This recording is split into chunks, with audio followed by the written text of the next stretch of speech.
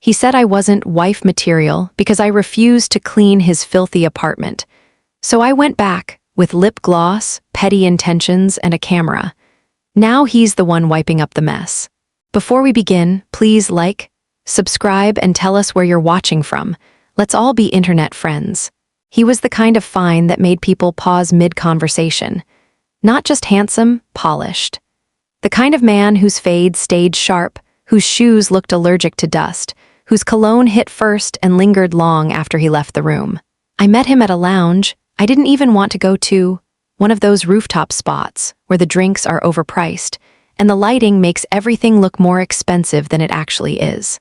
I was tucked into the corner, sipping my whiskey neat, half listening to Simone rant about a guy who texted you up at 6 p.m. like it was romantic. Then he walked in, tailored navy suit, no tie, open collar. A watch that said I'm either successful or pretending really well. I noticed him, but I didn't look like I noticed him. That's always been my edge. I can clock every movement in the room without blinking too long. He didn't go straight to the bar. He scanned the space first. Calculated, confident. When his eyes met mine, I didn't smile. Just held his stare a beat longer than polite, then turned back to my glass. He came over anyway. He leaned in close and said, "Let me buy you a drink." I raised an eyebrow and asked, "Why?" He grinned and said, "Because I noticed you, and I think you'd be the best conversation I have all night."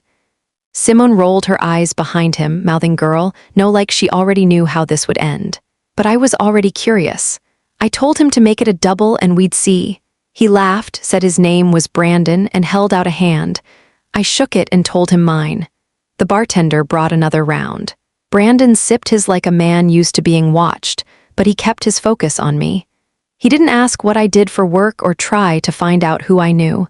He asked what made me laugh, what I'd change about the city, what I hated most about dating. We talked for nearly 2 hours. Simone eventually gave me a look, mouthed text me, and left without interrupting. When the check came, he paid without blinking. As we stood to leave, he leaned closer and said, "This was good, you're different." I tilted my head and asked, "Different how?" He said, "You're not trying to prove anything. You just are." I didn't know exactly what that meant, but I liked the way he said it. Like he wasn't selling anything, just noticing. We walked out together, no hand-holding, no kiss. Just a pause on the sidewalk and a promise to talk soon. In the Uber, I stared out the window thinking he's trouble, but maybe the good kind. Then my phone buzzed. Brandon had sent a message that read, "Made it home yet? Just checking. Had a really good time tonight." I smirked and typed back, still in the car. But same. Simone didn't even wait for the server to pour her mimosa before she said it.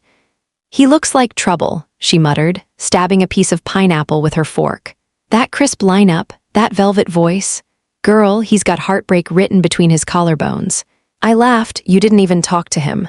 I didn't need to. Men like that have a pattern. They know how to listen just enough to make you feel seen, but not enough to understand anything. He's charming, I'll give him that. But charming men are either married, manipulative, or momentary. I rolled my eyes but didn't argue. Brandon had texted me that morning. A good morning text, sure, but one that came with a link to a playlist he'd made. Not a generic one either. Songs that actually matched the vibe we'd talked about the night before. Music that didn't just sound good, it sounded like intention. "He made you a playlist," Simone said flatly when I showed her. "Next thing you know, you'll be in his living room lighting candles and calling him your piece." I'm just saying he feels different. You've said that before. About the guy with the car note and the expired tags.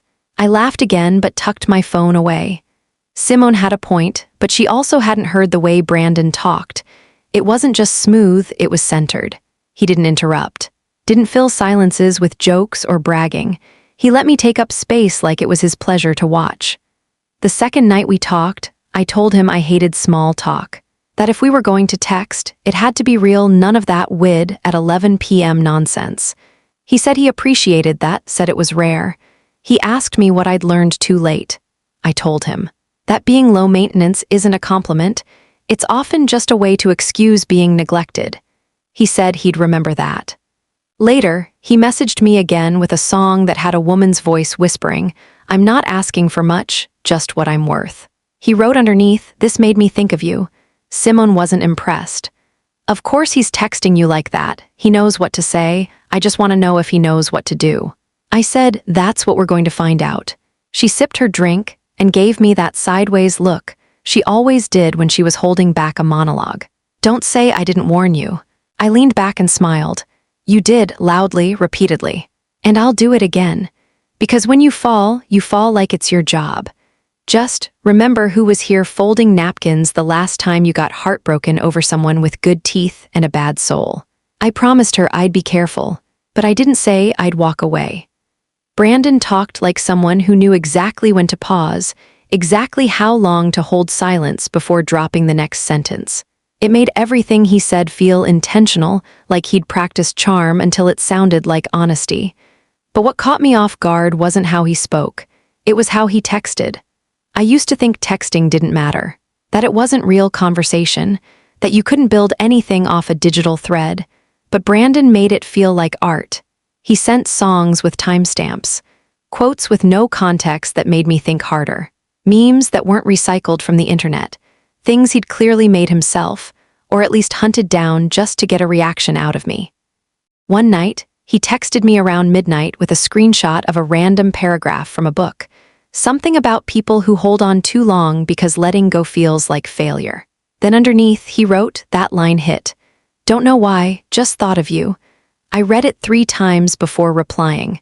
Not because I was unsure, but because I wasn't used to that kind of vulnerability from someone that fine. I said, that's a loaded line to send at midnight. He wrote back, so are you? I didn't even know how to answer that. I just let the message sit for a while, then hearted it and put my phone on the charger like I wasn't smiling into my pillow. Our conversations were never boring. He asked layered questions. Stuff like, what version of yourself are you most afraid of going back to? Or, what does peace look like to you when no one's watching? I'd lie in bed and type answers like I was sending pages from a journal. And he'd respond like someone who actually read between the lines. Sometimes, he didn't even comment. He'd just send a photo, his feet propped up on the balcony, or a candle burning beside a record player, like he was showing me what his world looked like in that moment. It was seductive. Not in the obvious way. Not in a what are you wearing way. It was deeper than that. Slower, more dangerous. Simone didn't trust it. She called me after one of our longer text threads and said, so when are you actually going to meet this poetic philosopher in daylight? I said, we've already made plans. Friday dinner. She groaned. I just hope when the lights come on, he's not a walking Spotify lyric with a mattress on the floor. I promised I'd report back. But deep down, I was hoping she was wrong. That maybe, for once, the vibe wasn't just curated. That maybe someone who talked like that, who reached like that, could actually hold what he was asking for. I wanted to believe the energy wasn't borrowed. When Brandon finally said, you should come over, it didn't feel sleazy. It felt earned. We'd been talking for 3 weeks straight, long texts, random calls, voice notes that sometimes came in while I was brushing my teeth or walking home from work. There was consistency, effort. He wasn't love bombing, he was building something, or at least that's what it looked like. He told me he wanted to cook, said he made a mean seafood pasta, said he'd even clean the place up, his exact words. Got the apartment ready for a queen. I smiled when I read that. Not because I believed it, but because I wanted to, so I got ready slowly. I wore a soft beige wrap dress with gold hoops and the kind of makeup that looked like skin. I didn't go heavy, just tinted moisturizer, a little mascara, lip gloss. I curled my hair loose, tied it back in a low bun. Comfortable, pretty, intentional. I stopped by the store and grabbed a bottle of wine. Nothing crazy, just something dry and smooth. Something I'd want to drink whether he was interesting in person or not. The Uber dropped me off outside a brick apartment building that looked nicer than I expected. Older, but clean. I double-checked the number and buzzed up. His voice came through the intercom like it always did, calm, smooth, a little amused. Come on up. I walked up one flight. Apartment 3B, the door was cracked open. That should have been the first flag. Inside, it was quiet. No music. No scent of food, just silence and an energy I couldn't name yet. I stepped in and closed the door gently behind me, then I took one breath, and I froze. The apartment smelled like defeat. Not dirt, not exactly. Just stale, like old takeout and unresolved intentions. There were sneakers scattered by the door, a hoodie draped over the back of the couch, and dishes stacked in the sink like they were multiplying. There was a full trash bag on the floor next to the counter. Empty water bottles lined up like a memorial to hydration goals gone wrong. I just stood there, staring, holding the wine bottle like it could protect me from what I was seeing. Brandon walked out of the bathroom wearing nothing but a towel. He smiled when he saw me, like we were still having a moment. "Hey, you made it. I'm just gonna shower real quick. Feel free to tidy up a little while I do." He pointed toward the sink, like it was 1952 and I was his understudy in a forgotten play about male audacity. I blinked. Once. Twice. Then I turned around, opened the door, and walked straight out without a word. No yelling, no dramatic exit line, just silence. Because sometimes the quietest decisions are the loudest. Simone answered on the first ring. I didn't even say hello. I just exhaled into the speaker and said, "Girl." She didn't ask anything right away. She just said, "What did he do?"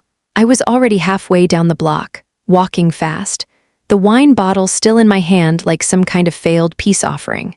I told her everything, the sneakers, the trash bag, the shirtless towel greeting. But most of all, I told her about the line, "Feel free to tidy up while I shower." Like I'd shown up in an apron. Like I wasn't wearing lip gloss and dignity and a whole bottle of emotional restraint. Simone didn't even try to hide her disgust. "Not tidy up," she repeated, like the phrase itself tasted rotten. "Girl, he had you out here thinking he had taste, but he had crust, literal crust. I thought he cooked. He probably meant reheated a traitor, Joe's bag 3 days ago." I walked in silence for a block before saying, "I feel stupid." "No, you feel disappointed. There's a difference." That part made me stop. I sat down on the edge of a low wall near a bakery that had already closed for the night. The street smelled like old bread and burnt sugar, a weird kind of comfort. She said it again. "You're not stupid. You just believed a man who told you he was ready, and he wasn't even ready to take out the trash." We stayed on the phone for a while. I told her I was done, that I wasn't texting him, that I didn't care how fine he was, how good the conversations had been, or how curated his playlist was. I said I was deleting the thread, erasing the number, blocking him just to be safe. She asked if I meant it. I said yes. And I did. I got home, kicked off my shoes, poured a glass of the wine I never got to share, and opened my phone. The message thread was still there. Last thing he sent before I arrived was, "Doors open. Can't wait to see you. No apology." No follow-up, just that. I stared at it for a second, then held down the screen and hit delete. Then block, then silence. Done, or at least that's what I thought. Until 2 nights later when I got a message from Jules. The subject line was just, "You need to see this." Jules never sent drama lightly. She was the kind of friend who waited until she had proof, screenshots, and time. So when I saw her name pop up, followed by a message that said, "Girl," I could not tell you. I knew it wasn't gossip, it was fact. There was an attachment, a screenshot. I tapped it open, heart already bracing. It was a group chat. 6 names at the top, all mutuals, people I'd met once or twice through Brandon.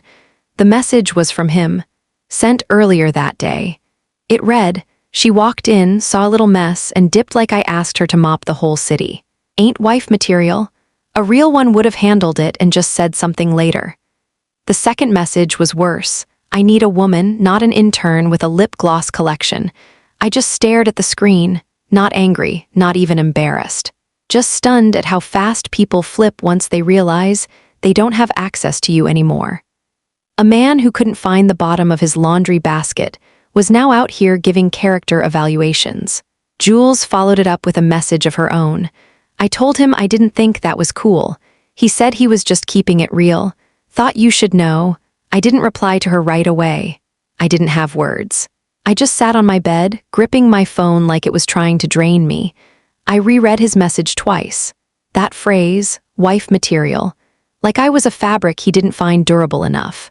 Like I was some blueprint he expected to clean up after him just to qualify for the next phase. I thought about how calmly I'd walked out, how I hadn't said a word, how I gave him the gift of dignity by not embarrassing him in his own filth. And this was the response. It wasn't just the insult. It was the arrogance of it.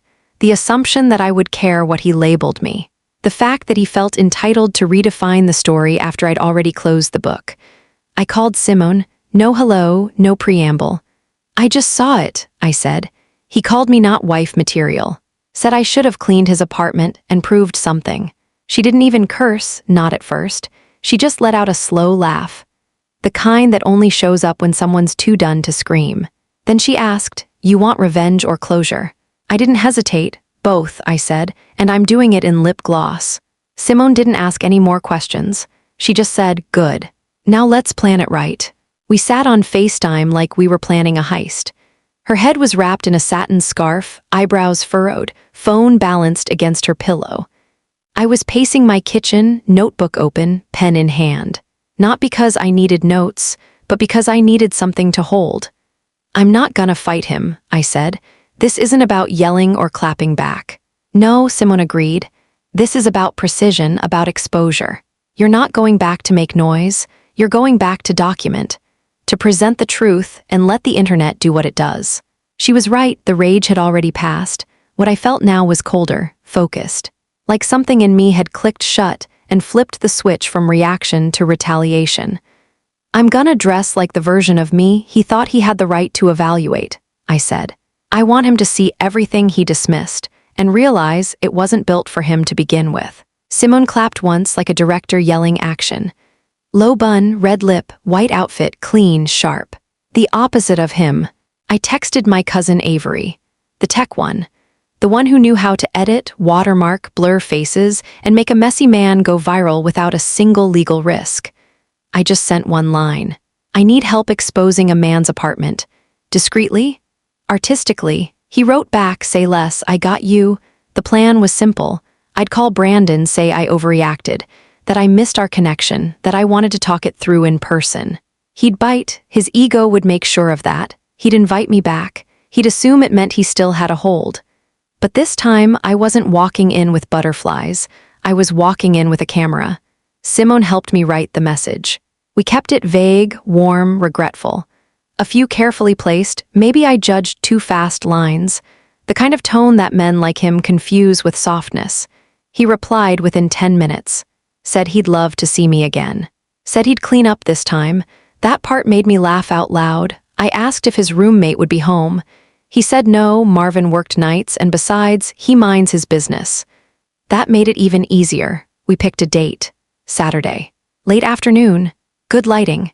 Simone helped me pick the outfit. White pantsuit fitted but soft. Red lip, low bun, delicate gold earrings. Simple, elegant, undeniable. She looked at me through the camera and grinned. "You're not going over there to make a point. You're going to make history." I looked at myself in the mirror that night and didn't feel nervous. I felt ready. Like a woman who finally understood the power of her silence and how sharp it could be when paired with intention. Saturday came with the kind of stillness that always makes me feel sharper.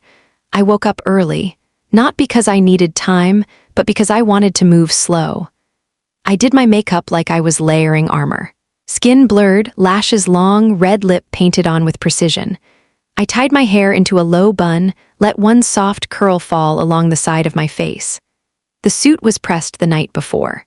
Cream white, clean lines, the kind of fit that turned posture into power. I texted Simone a photo. She sent back a string of flame emojis and one sentence. "If he doesn't cry, the mold in his sink will." Avery had already prepped the phone. He walked me through the features, high resolution, timestamp overlay, and a subtle stabilization mode that would keep everything steady no matter how I moved. The goal wasn't chaos.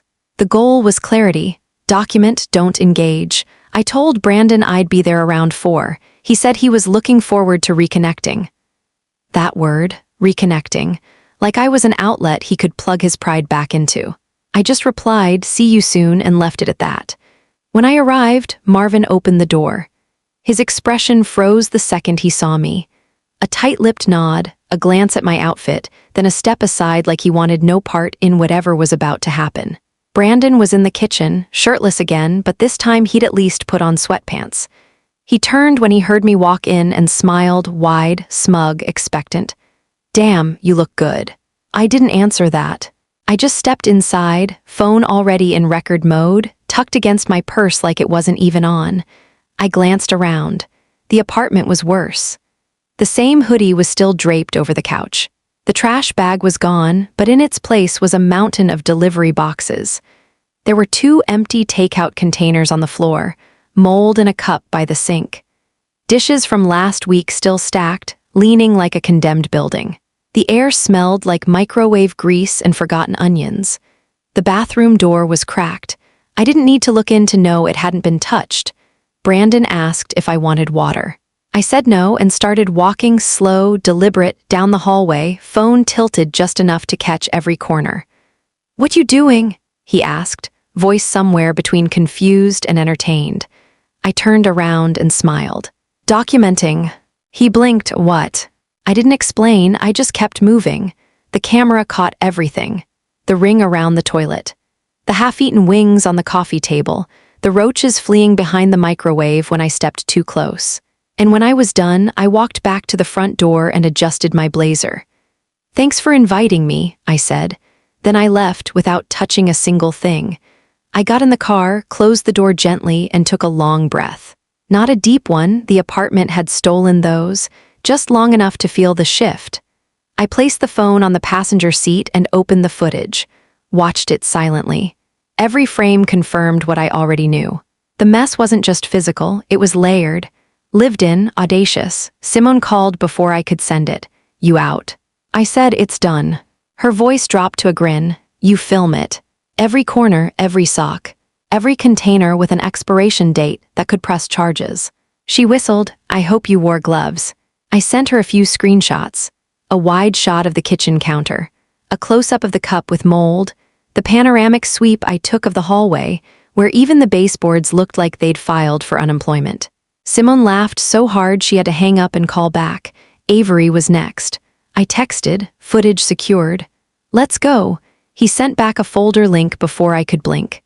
The kind of edit that belonged in a documentary about red flags. High contrast, crisp resolution, soft piano music overlaid in the background. Cinematic, poetic, brutal. I uploaded the final cut. Captioned it, "He said I wasn't wife material." I would have cleaned, but I didn't bring a hazmat suit. I tagged him, then I logged off. Simone texted me 30 seconds later, "Girl, it's happening."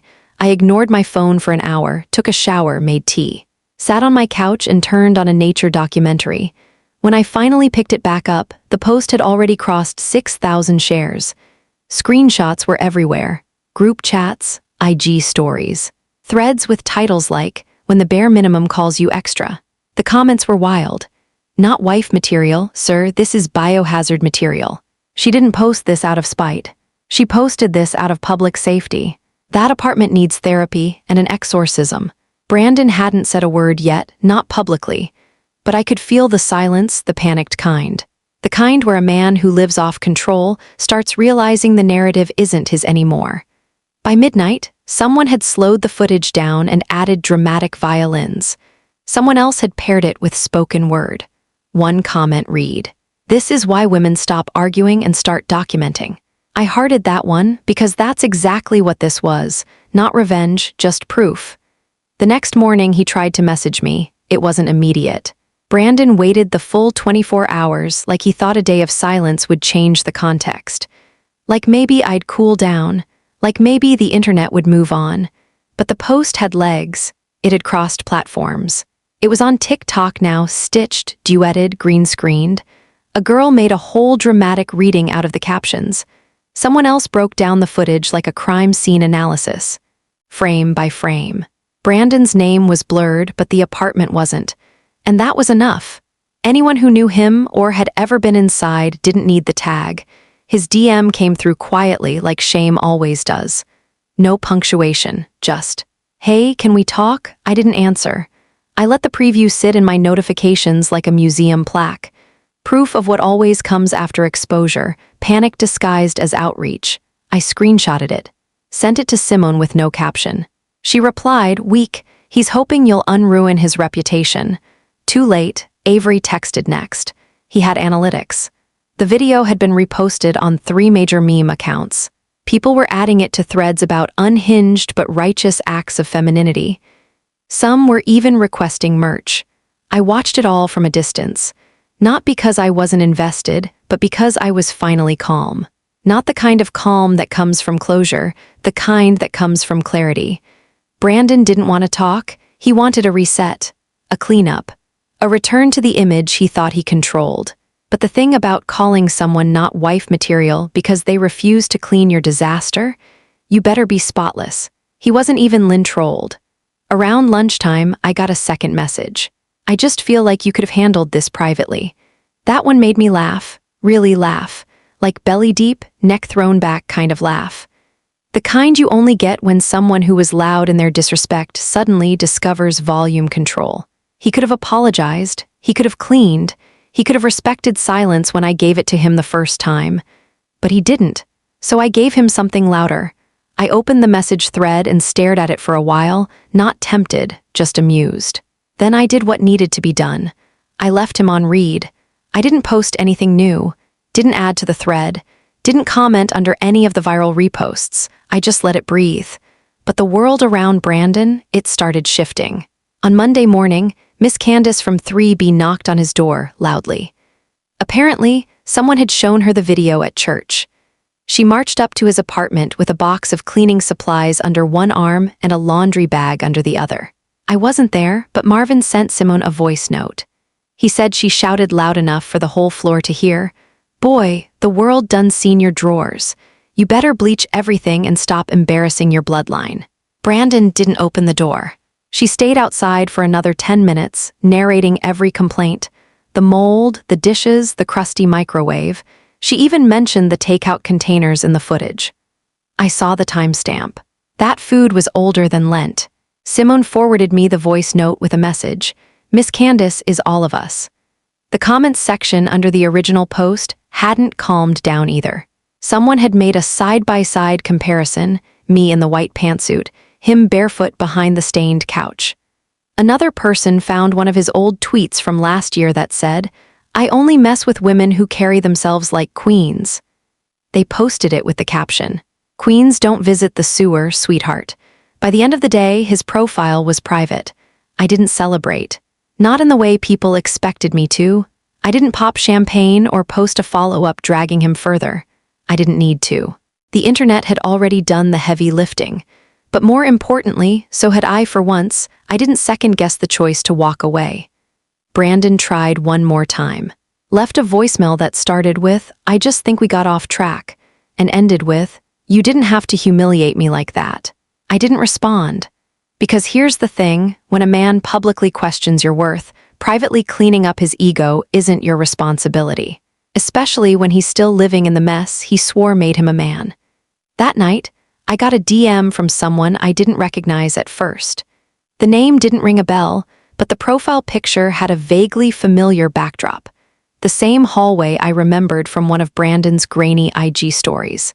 I clicked the message. It read, "Hey, I'm Erica. I just saw your post. I think we need to talk." I didn't respond right away. I clicked her page first. It was private, but her bio had a tiny detail that stopped me, a date of birth and a line that said, "Boy mama." My stomach dipped.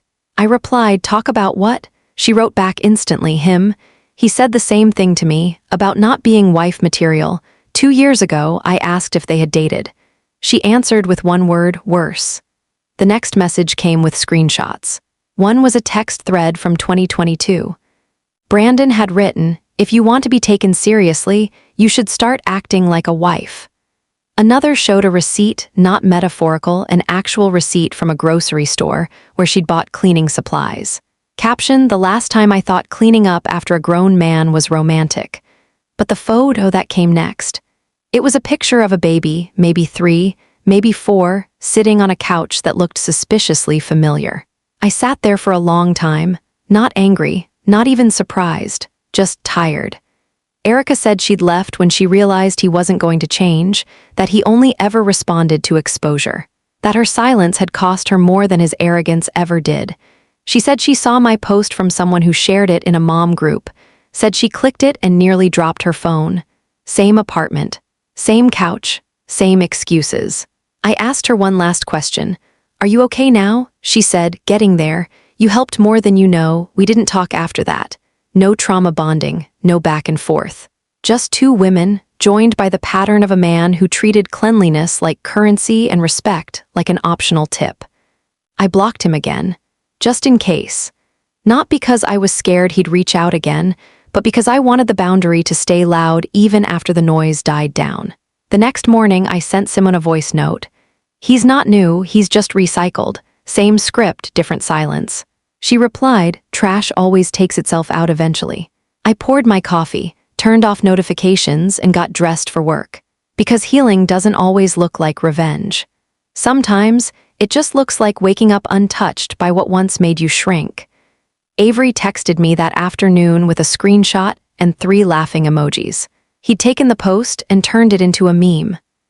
A clean white background, my original caption in bold at the top, and underneath it, a side-by-side of me in the white pantsuit next to a zoomed-in shot of Brandon's crusted-over kitchen sink. The text at the bottom read, "Wife material doesn't come with a mop." I stared at it for a second, then laughed harder than I had in weeks. He followed it up with, "Can I post this or nah? It's going viral in my head already." I told him go ahead, no tags, no identifiers, just vibes. By the end of the day, the meme was on Twitter, TikTok, Instagram, and pinned on a Pinterest board titled Things I Wish I Said. It had taken on a life of its own. People were remixing it, turning it into reaction videos, skits, even fake commercials for imaginary cleaning products. One girl filmed herself entering a messy apartment with a hazmat suit and a clipboard. She looked straight at the camera and said, "He said I wasn't wife material." I said, "Where's the bleach, Brandon?" The comment section under that one was chaos. "She deserves a Peabody. This is art, this is protest. This is feminism." Simone texted me, "You're a cultural reset." I replied, "I was just tired of letting men lie about us unprovoked." Even brands started getting in on it. A cleaning company reposted the original footage with the caption, "We don't do relationships, but we clean up after them." A candle shop DM'd me asking if they could send me a wife material collection. Their scents had names like Not Your Maid and Lemon Audacity. I agreed under one condition. They had to include a scent called Blocked. They said they'd work on it. The irony wasn't lost on me. All this momentum, all this exposure, from the very same man who said I was too much for refusing to scrub the heel prints out of his lifestyle. He wanted soft silence. I gave him sharp evidence. And the world didn't just listen. It clapped. Marvin even texted Simone. Said Brandon hadn't been out of his room in 2 days. That he tried to argue the video was fake until someone pointed out the chipped mug with his name on it sitting by the stove. Avery said we should make merch. I told him give it a week. But deep down, I already knew this wasn't just a post anymore. It was a mirror. And a whole lot of people were finally seeing what we've been cleaning up for years. Brandon's profile disappeared on a Thursday. One second there were cryptic reposts on his story, a Bible verse, a black square, some grainy quote about betrayal and privacy. The next, gone, deleted. Wiped like the mess he'd never actually picked up. Simone noticed first. She sent me a screenshot of the user not found page with the message, "Guess he finally cleaned something." I didn't say anything. Just smiled to myself and set my phone down. But not before I checked my saved folder, the one I'd quietly labeled receipts. I opened the last message he sent before vanishing, the apology. It hadn't come through DM. It came via email.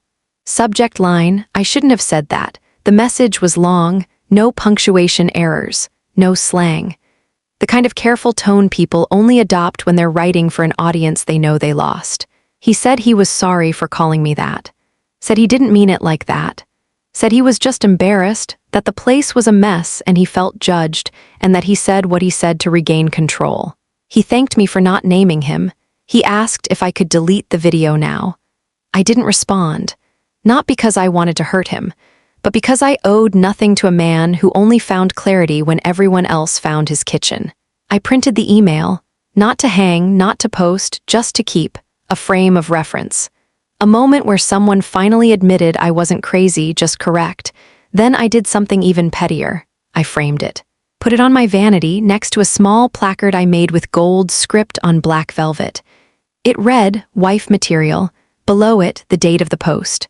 The number of shares. The last line from his apology. "You didn't deserve that." Simone saw it during a FaceTime call and screamed, "You printed it." I said, "If he can hand out labels, so can I." She raised her wine glass to the screen, to poetic justice, and to women who walk out before they wipe up someone else's filth. I toasted her back, then reached over and adjusted the frame just slightly to the left. Centered, clean, permanent. I never thought a framed email would bring me peace, but there it was, sitting on my vanity like a little trophy of restraint. Every time I glanced at it, I didn't feel anger. I didn't feel smug. I just felt done. And not the dramatic kind of done, just settled. Like the emotional version of folding a shirt perfectly and placing it in the drawer, knowing you'll never wear it again. Simone said we should celebrate. Not a party, she clarified. Just something small, for closure, for the culture. We ended up booking a table at our favorite rooftop spot, the same one where we first met Brandon. Full circle. But this time, no tailored suits, no smooth voices, no side eyes across the bar. Just us, lip gloss shining, edges laid, laughter loud and unfiltered. Avery showed up with a mock-up of the merch he'd been designing. He held up a sweatshirt with wife material across the chest in bold block letters. Underneath, in tiny italics, "Just not for you." Simone nearly knocked over her drink laughing. We're about to retire red flags as a concept. Even Jules came. She pulled me aside, said she'd heard from a few other women who used to mess with Brandon. One of them had posted a whole story time. Another had messaged her directly to say thanks, that the post had helped her leave someone similar, maybe worse. It hit me then, this wasn't just about him. This wasn't even about me anymore. It was about every woman who'd been made to feel like she had to prove her worth by folding laundry that wasn't hers, washing dishes she didn't eat from, or fixing men who refused to grow. He tried to discredit me with one sentence. I reclaimed it with a single post. Now it lived on t-shirts, group chats, captions, and yes, a framed email sitting next to my highlighters. Miss Candace even called Simone. Told her she'd printed the video still and taped it on her door as a reminder to the neighborhood. When a delivery guy asked what it was about, she said, "A public service announcement." I couldn't stop smiling, not because I was proud of the mess, but because I didn't clean it, not this time. I left it where it belonged, with the man who created it. I walked home from the rooftop alone that night, coat draped over my shoulders, heels clicking slow against the pavement. My phone buzzed, another comment, another repost, another message from someone saying, "Thank you for not staying quiet." I didn't answer any of them. I just looked up at the sky, took a breath that didn't taste like regret, and whispered to myself, "Not wife material, huh?" Then I laughed. Loud, free, unbothered. I didn't go viral for being loud. I went viral for telling the truth. That realization started hitting weeks later when people stopped tagging me for laughs and started messaging me for clarity. Women asking how to document without fear, how to speak up without being called bitter, how to set a boundary without writing a whole monologue. I answered when I could, but mostly I watched, because what happened with Brandon? It wasn't just one incident, it was a template, a reminder that sometimes the most powerful thing you can do isn't yelling or clapping back, it's saying, "Here, look," and letting the facts handle the fallout. He tried to reappear once, quietly through a mutual friend. Jules texted me and said, "He wants to know if y'all can talk privately," said he's not trying to fix anything, just wants closure. I didn't even blink. I told her, "Tell him I'm not available for rewrites." The story already went to print. That was the last time his name showed up in my inbox. Avery ended up launching the merch line. It started as a joke, but it didn't stay one. The orders came in fast, not just from women either, men too. Ones who'd been labeled soft for washing their own dishes, who'd been told they weren't real men for respecting boundaries, who'd grown up believing that love meant labor, especially from women. The first drop sold out in 3 days. Simone handled customer service. Jules helped with marketing. I stayed behind the scenes, approving designs and sending thank you notes with every package. One card read, "You don't need to prove your value, you just need to protect it." We included that one in every box. Miss Candace bought 3 sweatshirts, wore one every Saturday morning. According to Marvin, she now knocks on doors in the building and asks to inspect bachelor apartments. Says she's starting a neighborhood coalition. Calls it dignity and Lysol. I didn't stop living my life. I didn't stay in the moment, trapped by it. I just carried it like armor. Quiet, close, and light. A reminder. Because for all the chaos Brandon caused, what stuck with me most wasn't the dirt or the nerve. It was the silence I walked out with, the way I didn't explain, the way I didn't try to fix or defend, just filmed, posted, breathed, and let the world decide what was really worth cleaning up. The news cycles moved on as they always do. The algorithms shifted, the memes quieted, and eventually the viral heat cooled. But the impact didn't, not for me. I started getting invited to panels, podcasts, a women's roundtable on emotional labor. A brand asked if I wanted to partner on a line of planners called For Women Who Don't Schedule Their Worth. I said no to most things, yes to a few. The attention wasn't what I'd wanted, the message was. But it wasn't until the email from a high school girl came in that I felt it hit differently. She wrote, "I watched your video with my mom. We didn't talk the whole time." Then afterwards she said, "I wish I'd known how to do that when I was your age." That's when I knew this wasn't just internet revenge, it was reflection. Erica and I exchanged one more message. She said she'd moved, that her son was doing well, that she'd printed the meme and taped it inside her kitchen cabinet, not to shame herself, but to remember. "It's not bitterness," she wrote. "It's record-keeping. And sometimes healing is just showing your younger self that you finally picked you." I reread that line 3 times. Brandon stayed quiet, no new accounts, no dramatic rebranding, just vanished. Every now and then, someone would ask, did he ever reach out again? And I'd shake my head. He did what most men like him do when faced with accountability, disappeared before growth could ask questions.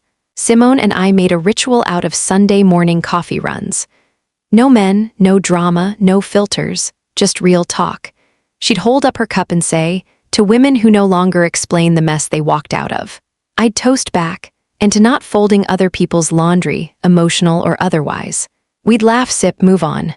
I didn't go looking for another relationship, didn't announce anything, but I did meet someone, months later, at a farmer's market of all places.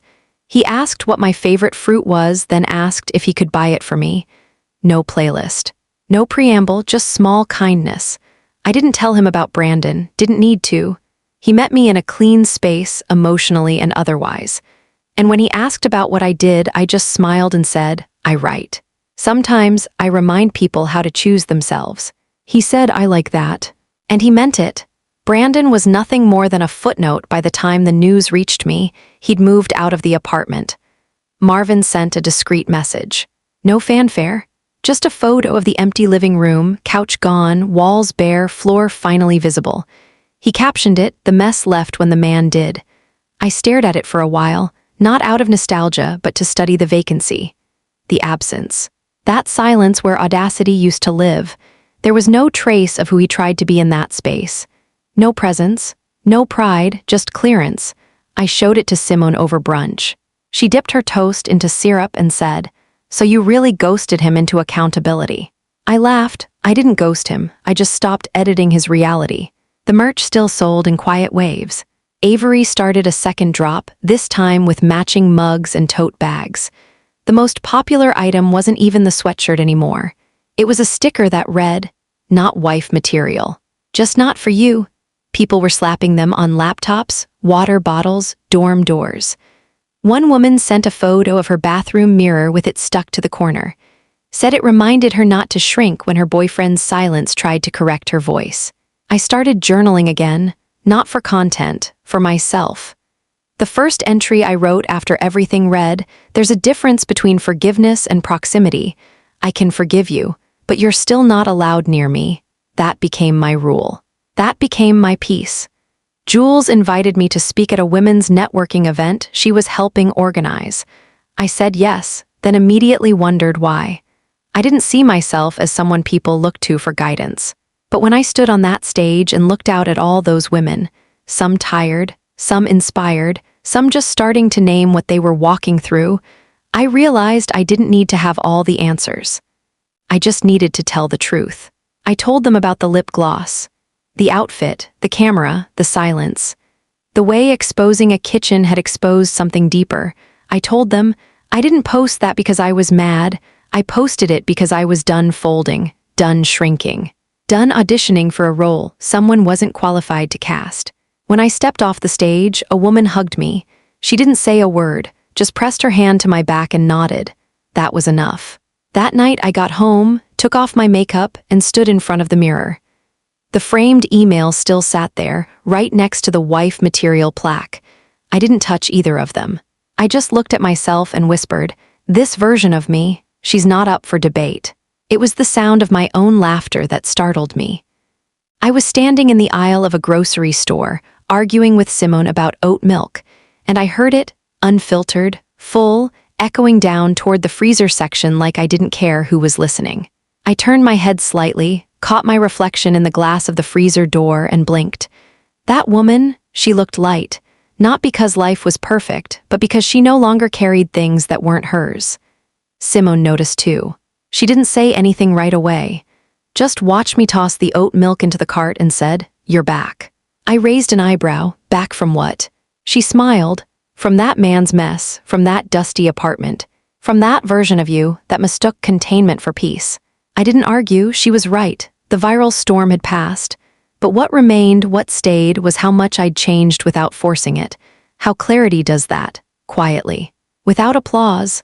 The podcast invite still came, the merch still moved, but I stopped checking the numbers. I stopped counting shares. I didn't need metrics to measure growth. Then one day in a bookstore, it happened again. I was reaching for a novel, something quiet, soft, written by a woman who didn't apologize for writing with sharp edges, when someone stepped beside me and said, "Excuse me." I looked up. He was tall, brown-skinned, maybe early 30s, holding a copy of the same book. "I think we have the same taste," he said, smiling, "or we're about to."